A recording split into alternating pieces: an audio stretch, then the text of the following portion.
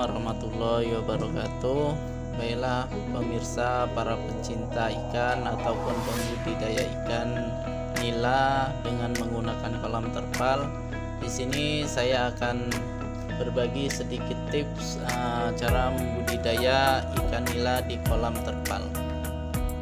Budidaya ikan nila di kolam terpal nyatanya memang sangat mudah, murah, dan menguntungkan. Tentunya melakukan budidaya ikan nila di kolam terpal menjadi solusi dari ternak ikan nila di lahan yang sempit, sebab kolam yang kita bangun bisa menyesuaikan ukuran lahan yang kita miliki. Selain hemat lahan, budidaya nila kolam terpal ini juga memiliki keunggulan lain seperti perawatannya yang lebih mudah, persiapan kolam yang lebih simpel.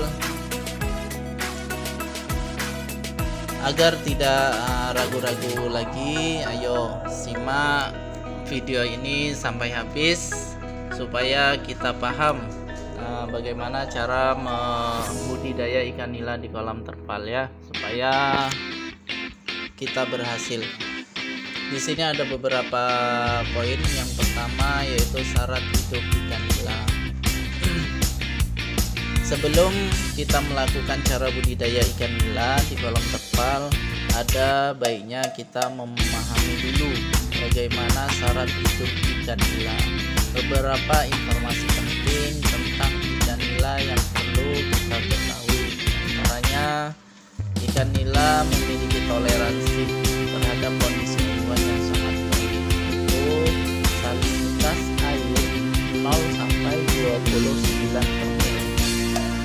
Ikan nila dapat bertahan pada rentang suhu antara 14 sampai dengan 38 derajat Celcius.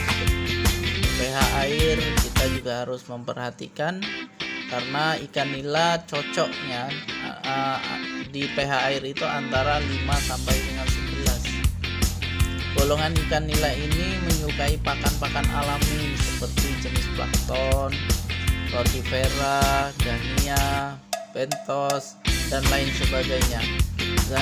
Sehingga kita bisa menghemat pakan-pakan yang pabrikan itu. Dapat memijahkan sepanjang tahun. Ketika kita sudah membeli ikan nila dan ikan nila itu besar, bisa dijadikan indukan sehingga kita bisa memijahkan sendiri dan tidak perlu membeli anakan ikan nila tersebut. Larva yang dihasilkan itu sangat banyak. Ukuran induk ya 200 sampai dengan 400 gram itu bisa menghasilkan 500 sampai dengan 1000 ekor larva. Kalau kita beli dalam 1000 ekor larva itu sudah berapa biayanya? Kalau kita bisa memijahkan sendiri, itu akan menambah keuntungan kita dalam budidaya ikan nila. Untuk yang kedua, di sini kita harus mempersiapkan kolam terpal ikan nila. Cara membuat kolam terpal untuk budidaya ikan nila, kolam terpal tentunya tidak jauh berbeda dengan kolam ikan budidaya lain. Kita bisa memilih ukuran kolam terpal ikan nila dengan bentuk yang disesuaikan dengan lokasi budidaya kita.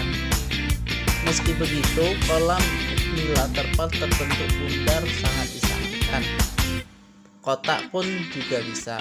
Ini dikarenakan kolam terpal berbentuk bundar tidak memiliki sudut yang mengganggu pergerakan ikan, sehingga ikan bisa lebih nyaman dan aman dalam bergerak. Itulah.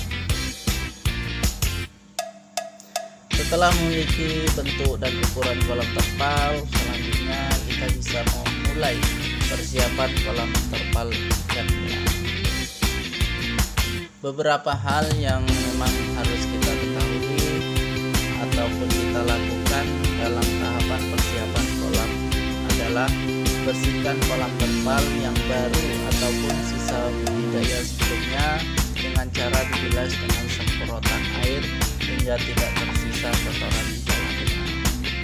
Keringkan selama beberapa hari hingga kolam benar-benar tidak bau dan bersih dari kotoran, sehingga tidak mengganggu nanti aktivitas kehidupan ikan yang baru kita masukkan.